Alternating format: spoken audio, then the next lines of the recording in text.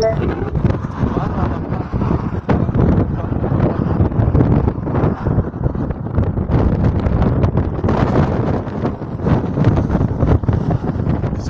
Nergizlî köyü hala cayır cayır yanıyor.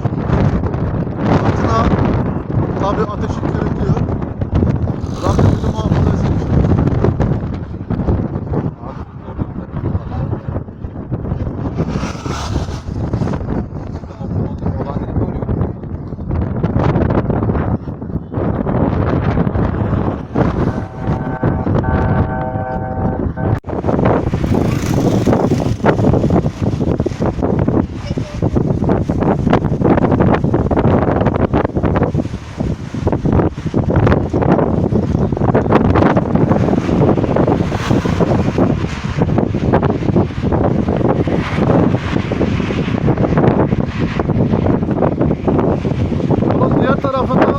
Fabrikalar yanmış durumda ve hala daha yangın anlamadı.